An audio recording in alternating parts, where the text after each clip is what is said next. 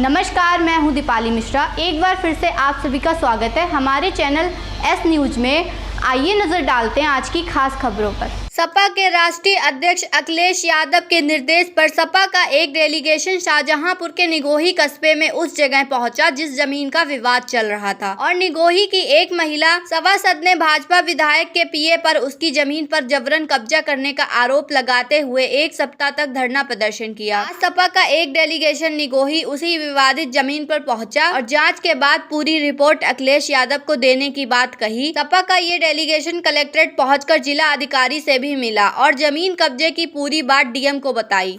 Samajwadi party के राष्ट्रीय अध्यक्ष माननीय श्री अखिलेश यादव जी के निर्देश पे शाहजहांपुर में निगोही में जो अवैध सत्ता संरक्षित अपराधियों द्वारा ज़मीन कब्जा की जा रही है, विधायिका के संरक्षण में बीजेपी विधायिका के संरक्षण में ज़मीन कब्जा की जा रही है, उनके प्रतिनिधियों द्वारा जो ज़मीन कब्जा की जा रही, उसमें कई पीड़ित पक्ष कई दिनों से धरने पे लगातार बैठे थे और इतनी तपती गर्मी में बैठे थे और उसको पार्टी ने संज्ञान लिया और हमारी पार्टी के जिला पार्टी ने माननीय राष्ट्रीय अध्यक्ष जी के संज्ञान में डाला। तो उन्होंने प्रतिनिधिमंडल आज भेजा था जिसमें सांसद आदरणीय नीरज मौर्य जी थे और हमारे माननीय रोशनलाल वर्मा जी थे और माननीय हमारे अवधेश वर्मा जी और हमारे जिलाध्यक्ष जी और अमित जी और मैं स्वयं था और ज्योत्सना कश्यप, ये सारा प्रतिनिधिमंडल आज निगोही में गया था। और सत्ता संरक्षित अपराधियों के इतने हौसले बढ़े हुए हैं बीजेपी में से सत्ता संरक्षित कि उन्होंने प्रतिनिधिमंडल के सामने और जब भारी पुलिस बल मौजूद था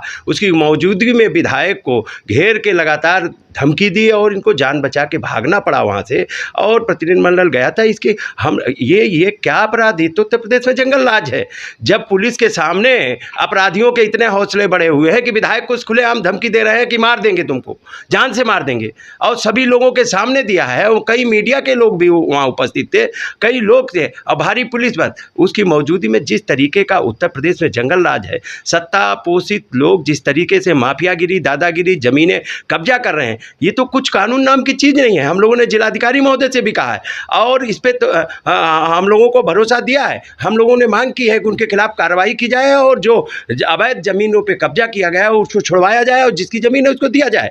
और साथ ही साथ में अगर नहीं सुनते हैं तो ये मामला विधानसभा में भी उठेगा और पार्लियामेंट में भी उठेगा।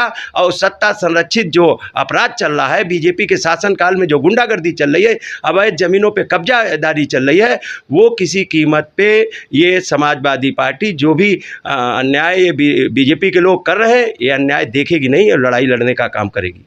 घटना तो ये सालों से हो रही है लगातार। जो हमारी जब से हम चुनाव हारे हैं, जो हमारी क्षेत्रीय विधायिका हैं सलोना कुशवाहा जी, उनके प्रतिनिधि लगातार ज़मीनों पर कब्जा कर रहे हैं। मैं बरसों से शिकायत कर रहा, जब शिकायत पर नहीं माने तो आप लोगों को जानकारी होगी, संध्या सिंह इतनी भीषण गर्मी में अपने परिवार सहित धरने पर बैठी थी। जब वो अधिकारियों से फिर भी निवेदन करती रही, जब वो नहीं मानी तो जिला अधिकारी महोदय से मेरी वार्ता हुई। बोले विधायक जी धरना खत्म कराइए, मैं अगर अवैध निर्माण है तो हम इसको ध्वस्त कराएंगे।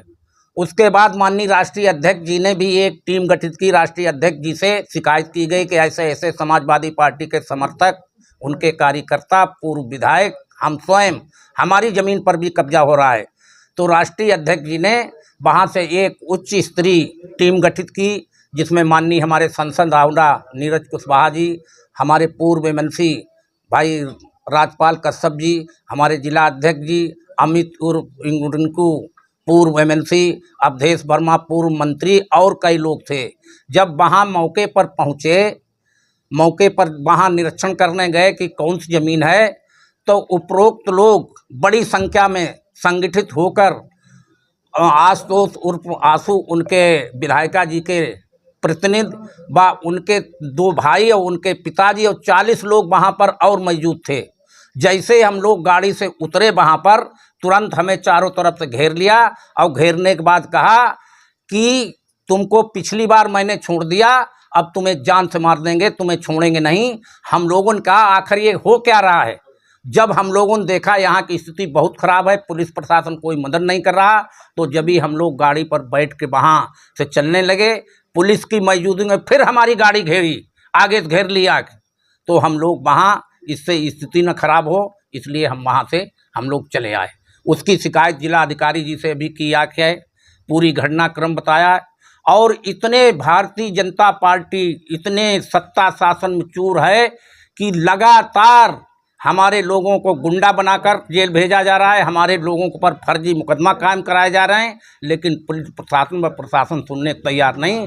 अब जब माननीय राष्ट्रीय अध्यक्ष जी के हम लोग संज्ञान में बात लाए हैं, अगर प्रशासन इस पर भी न्याय उचित न्याय नहीं दिलाती है तो हम लोग विधानसभा में और लोकसभा में भी बातें उठाएंगे। और उसके बाद भी प्रशासन नहीं चेंजता, सरकार नहीं चेंजती, तो बड़े पैमाने पर जिला स्तरीय नहीं, राष्ट्रीय अध्यक्ष जी से पूरे उत्तर प्रदेश में आंदोलन छेड़ने का काम करेंगे।